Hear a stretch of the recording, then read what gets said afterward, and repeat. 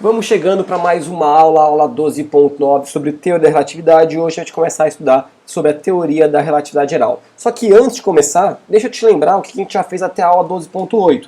Nós estávamos estudando uma coisa chamada teoria da relatividade restrita, onde nós vimos que o tempo sofre dilatação, que o comprimento se contrai, que a massa aumenta em relação à sua inércia, obviamente, quando eu tenho movimentos muito rápidos, ou seja, quando eu tenho velocidades próximas à da luz. Ela recebeu o nome de teoria da relatividade restrita porque esses fenômenos são restritos a movimentos cuja velocidade é constante ou próximo disso, ok? Isso foi publicado em 1905, quando Albert Einstein publicou o primeiro trabalho dele, certo? Agora, já em 1916, Albert Einstein vai publicar o que a gente chama de teoria da relatividade geral, e ele inclui nesse processo de relatividade movimentos acelerados. Essa é a diferença. Então, o que levou Einstein a formular a teoria da relatividade geral? Ele sempre disse que as ideias dele só surgem porque ele pensa como se fosse uma criança. E é bem isso, um pensamento de uma criança. Quando você tem uma pessoa que tem um fundamento matemático excepcional, dá em teorias como essa. Bom, a teoria da relatividade geral, ao invés de eu te falar, assim, pelas minhas palavras, eu vou trazer as palavras do próprio Einstein. Olha o que aconteceu, ó. Palavras dele, hein? Eu estava sentado em minha cadeira no escritório de patentes em Berna, quando subitamente me ocorreu um pensamento. Se uma pessoa cai livremente, ela não sentirá o próprio peso. Fiquei chocado. Esta ideia simples causou-me uma profunda impressão e levou-me à teoria da relatividade geral. Percebe? Uma coisinha bem simples, uma criança pensa nisso. Só que a gente pensa, legal, e fica por isso mesmo. Se você não entendeu o que ele quis dizer com isso, se você está caindo, você não vai sentir o próprio peso, eu vou trazer um vídeo para você que eu separei aqui com bastante carinho, que é um filme de uma empresa. São várias empresas, algumas empresas no mundo que fazem isso. O nome disso aqui é Zero G, ou 0G, como você queira chamar, tá? O que ela faz? Ela faz voos em que você paga uma pequena fortuna, nesse caso são aproximadamente $5.000, e o voo é um voo parabólico. O avião sobe e aí ele despenca, formando um ângulo de 45 graus. Aí ele sobe novamente, despenca, formando um ângulo de 45 graus. Cada vez que ele está caindo, que ele está descendo, você está lá dentro e vai cair junto com ele. Eu vou deixar aqui o vídeo e depois disso eu vou entrar em mais detalhes. Olha que interessante.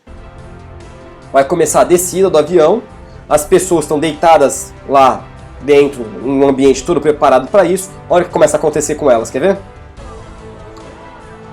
Elas passam literalmente a não sentir o próprio peso. É como se elas estivessem sem gravidade, estivessem na ausência de gravidade. Olha isso. Para quem está lá dentro. Repara que quem está do lado de fora, como te viu aquela câmera, na verdade o avião e as pessoas estão caindo. Como a referência dessas pessoas é o próprio avião, parece que não existe mais gravidade. Todo mundo, na verdade, está caindo, dependendo do seu referencial. Por isso que a gente fala em teoria da relatividade. É relativo a alguma coisa. Bem interessante, né? Então é exatamente isso aqui, ó, que está acontecendo com essas pessoas, tá? Elas estão caindo e elas não estão sentindo o peso delas. Eu vou deixar um link aqui para esse vídeo, bem na descrição do vídeo, se você quiser assistir. Esse vídeo tem quase 10 minutos e meio, e aí você pode olhar com mais calma. Mas essa é a ideia. Então, retomando a ideia de Einstein, o pensamento dele é esse. Se tem uma pessoa caindo livremente, ela não vai sentir o próprio peso. Você viu agora no vídeo. Ok? Vamos só esticar um pouquinho mais essa ideia? O que Einstein pensou também? Vamos imaginar assim a situação. O que a gente sabe até agora é o seguinte. Eu vou trocar aqui a caneta. Imagina que você está aqui na Terra, certo? Você sente o seu próprio peso. Por quê? Você está a todo momento caindo em direção ao centro da Terra. O seu próprio peso, o que é? Peso é igual a sua massa vezes a gravidade. Exemplo que a gente já calculou aqui nas aulas de dinâmica. Se a sua massa é de 50 quilos, eu considerando a gravidade na Terra como sendo 10, o seu peso vai ser de 500 newtons. E como você tem a normal para cima, você vai sentir o seu peso pela normal e, portanto, você vai sentir 500 newtons. Certo? É isso que acontece. Olha o que acontece num segundo pensamento. E se eu colocasse você agora dentro de um foguete? Um foguete desse tipo aqui, ó. Vou colocar você aqui dentro. Um foguete que é todo fechado, tá? Só que ele tem um motor aqui embaixo que promove uma aceleração, né? para cima, igual à aceleração da gravidade na Terra. Suponha que isso esteja sendo feito num local bem longe de qualquer corpo celeste, ou seja, onde a influência gravitacional a gente pode considerar como sendo zero, tá? O que vai acontecer? Quando eu ligo o motor, a nave vai subir e você vai ser empurrado para cima junto com a nave. Como o movimento é acelerado, a velocidade dela sempre vai estar aumentando. E qual que é essa aceleração? É a da própria gravidade. Qual é a sua impressão? Que você tem um peso. Se eu desligo o motor, o que acontece? Você vai ficar flutuando na ausência de gravidade. Se eu ligo o motor novamente, eu acelero isso para cima, a nave te empurra para cima. Qual que é a consequência disso? Que se eu não te contasse aonde você estava, você ia me jurar que você estava na Terra. Mesmo porque você podia fazer alguns experimentos bem básicos. Você pode pegar um objeto qualquer e soltar. O objeto, na verdade, ficaria parado, a nave estaria subindo e você teria a impressão de que o objeto está caindo, porque ele vai tocar o chão. Com a mesma aceleração que você soltaria um objeto, né? Você solta um objeto aqui na Terra, esse objeto vai cair com a mesma aceleração. Qual que é a ideia aqui então? Você iria me jurar que você está na Terra. Então, na ausência de um referencial, você não pode me afirmar se você está na Terra e o que está te puxando para baixo é a gravidade, ou se você está perdido num local qualquer do espaço, dentro de uma nave que está sendo acelerada e você vai sentir a mesma gravitação. Isso levou Albert Einstein ao princípio da equivalência, que eu vou enunciar ele aqui, ó. Deixa eu só limpar isso aqui pra gente. O que diz o princípio da equivalência? Sistemas referenciais uniformemente acelerados, ou seja, é o caso da nossa navezinha, que está sendo acelerada para cima, o nosso desenho aqui, ok? De maneira uniforme, com a mesma aceleração, que é de 10 metros por segundo quadrado, eles são equivalentes a sistemas de referência em repouso. Você na Terra, onde existe um campo gravitacional que também é uniforme, certo? Então você não sabe, os dois são iguais, você não consegue me dizer, na verdade, aonde você está. Se eu te colocasse dentro de um elevador, imagina que você mora num prédio, um prédio muito, muito, muito alto. Eu te coloco dentro do elevador, o elevador está parado, você sente seu peso. Se o cabo de aço estoura, você começa a despencar do elevador, não é isso? Se você não soubesse que tivesse rompido esse cabo, né, você literalmente ia estar flutuando, ia estar sem gravidade, a sua impressão seria essa, dentro desse elevador. Em compensação, alguém que está do lado de fora te observando vai ver você e o elevador caindo com uma aceleração de 10 metros por segundo. Então você, dentro do elevador, está caindo junto com ele e teria a impressão de que nenhum dos dois estão caindo. Você teria a impressão de que você está na ausência de gravidade lá. Ok? Bom, usando isso como referência, vamos tentar entender agora para onde vai parar a nossa teoria da relatividade geral. O comecinho da nossa história. A gente já sabe o que é o princípio da equivalência. Eu não consigo separar um ou outro, vai ser relativo. Para fazer isso, eu produzi aqui uma animaçãozinha bem interessante que vai ajudar a gente a entender essa situação. Imagina que essa aqui é a nossa nave, nessa nossa nave tem uma abertura e eu tenho uma estrela de referência. A luz dessa estrela vai sair e vai atravessar. Repare que essa nave tem uma certa largura aqui, ó, que eu vou chamar de L mais lá na frente, tá? Ela tem uma certa largura. Se a nave está parada, tá? Então você está olhando de fora, tá? Você está aí na sua tela olhando a nave está parada em relação a essa estrela, a luz da estrela faria exatamente este movimento aqui. Ela se propagaria em linha reta e ia tocar este ponto, não é verdade? Deixa eu só voltar aqui um pouquinho. Tocaria este ponto aqui, perfeito? Se propagar em linha reta, nada diferente do que a gente imagina. Onde está a sacada? Vamos imaginar agora que esta nave, ela simplesmente está se movendo em relação a esse referencial que é a estrela. Ela vai estar se movendo para cima. Olha o que vai acontecer. Para a gente que está aqui do lado de fora, a gente vai ver não mais tocando naquela seta, mas vai estar tocando agora nessa seta aqui. Ou seja, a luz entrou aqui e tocou aqui embaixo. Para a gente que está do lado de fora, ou seja, um referencial não inercial, nós não estamos acompanhando a nave, nós estamos olhando parado de fora, nós viríamos a luz ainda se propagando em linha reta, sem problema algum. Só que vai estar tocando, obviamente, um ponto mais baixo do que ele deveria, se ela estivesse parada. Isso também é tranquilo de entender, né? Mas e se você não estivesse do lado de fora? E se você fosse um referencial inercial? Ou seja, e se você estivesse dentro da nave? Como você estaria vendo este fenômeno acontecer? Olha o que aconteceria. Vou começar aqui, ó. A luz ia se propagar. Eu vou até fazer aqui bem devagarzinho, ó. A luz vai se propagando e a nave vai estar subindo, não é isso? Para você que está lá dentro, você não tem noção de que a nave está subindo. Então a luz tocaria um ponto aqui embaixo. E você veria literalmente a luz fazendo curva. Por quê? Se o movimento da nave é um movimento acelerado e a aceleração é de 10 metros por segundo ao quadrado, a cada 1 segundo ela tem uma velocidade, a velocidade dela aumenta 10 metros por segundo. Ou seja, conforme o tempo vai passando, ela vai percorrendo distâncias cada vez maiores. E se você colocasse no gráfico, você teria uma parábola. Exatamente o que acontece aqui. Se você está lá dentro, você viria a luz literalmente fazendo curva. Só que a gente tem um problema. A gente acabou de enunciar o princípio da equivalência. Eu não sei te dizer, você na verdade não saberia me dizer se você está na Terra, onde você tem um campo gravitacional, ou se você está numa nave sendo acelerada para cima. Então, pelo princípio da equivalência, se a gente entendeu ele, se a gente levar em consideração, como os dois são equivalentes, eu posso falar que uma pessoa dentro da nave, a luz faria curva, ou, ao mesmo tempo, se eu tenho um campo gravitacional muito intenso, a luz deveria fazer curva. Não é verdade? Se são equivalentes, voltando ao nosso pensamento, se eu tenho uma nave que é acelerada para cima, como eu mostrei para você, com uma aceleração de 10 metros por segundo ao quadrado, isso é equivalente a ter um objeto num campo gravitacional com a mesma aceleração, que eu te mostrei subindo ali aquela hora, certo? Eu não consigo diferenciar um do outro, eles são equivalentes. Ou seja, a luz vista por alguém de dentro do elevador seria vista ela fazendo curva, e pelo princípio de equivalência, se eles são equivalentes, um campo gravitacional deveria fazer com que a luz se curvasse, fizesse curva. E isso começa a derrubar aquele princípio da ótica, um dos primeiros princípios até que a gente viu aqui nas nossas aulas no canal, que a luz se propaga em linha reta. De fato, até comentei lá que ia ter uma surpresa sobre isso, tá? De fato, para cotidiano, né, a sua distância até o espelho, daqui olhando um prédio, a gente pode considerar sim que a luz se propaga em linha reta. Mas isso não é um fato absoluto.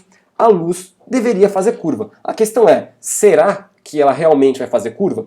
Antes de te esclarecer isso, tá? Isso aqui é uma possibilidade. Vamos fazer uma previsão teórica do ângulo que deveria ser desviado aqui. Eu dei um print aqui na tela, eu vou trazer ele aqui pra gente, e eu quero fazer o seguinte, ó, a luz se propaga em linha reta, e vamos supor, naquela situação em que o elevador está parado, nossa nave, na verdade, está parada, a luz deveria ter tocado este ponto aqui. Mas ele tocou este ponto. Por quê? Porque o elevador subiu. Tá? Então, conforme a luz foi se deslocando por dentro do elevador, por dentro da nave, perdão, a nave foi subindo e se deslocou tudo isso daqui. Tá? O tempo que a luz levou para chegar até aqui é o mesmo tempo que a nave levou para subir isso daqui. Perfeito?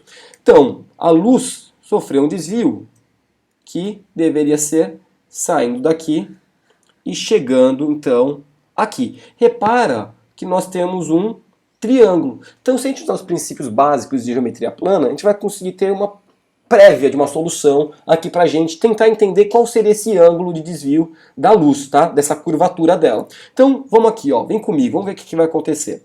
Eu vou fazer o seguinte, eu vou chamar o comprimento, a largura dessa nave de L, certo? Ao mesmo tempo que a nave percorre, a luz percorre L de distância dentro da nave, a nave subiu. Então a gente precisa determinar quais são essas distâncias. Aqui a gente sabe que é L, que é o comprimento da própria nave. E é o seguinte, vamos lembrar uma coisa? Velocidade, lá do comecinho da física, não é o espaço percorrido no tempo que levou? Então a gente pode escrever isso aqui de outra maneira. Como eu sei que a velocidade da luz é constante, C vai ser o quê?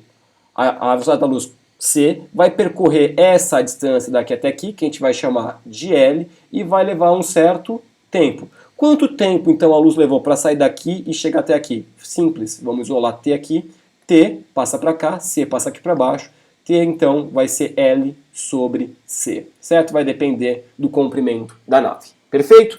Temos aqui uma primeira situação. Legal, então aqui o tempo que ela leva, vou deixar aqui notadinho, ó, o tempo vai ser L sobre C. Legal.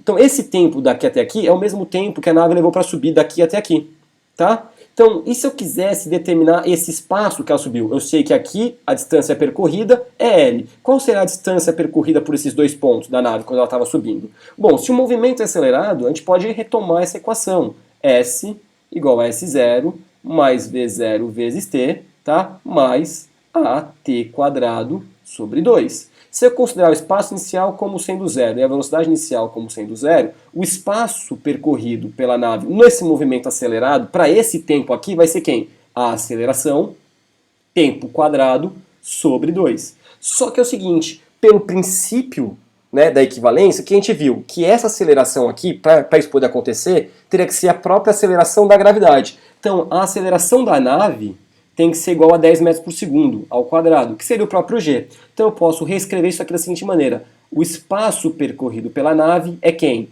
G, que multiplica t quadrado sobre 2. Então eu sei que isso aqui, ó, esse S aqui, ó, é g vezes t quadrado sobre 2. Acabei de demonstrar isso aqui para você. Então, ao mesmo tempo que a luz sai desse ponto e deveria chegar nesse, a nave subiu. Qual distância? Qual espaço? Gt quadrado sobre 2. Tá? O que a gente precisa agora? A gente precisa determinar qual é esse ângulo aqui. O ângulo que seria o ângulo de curvatura.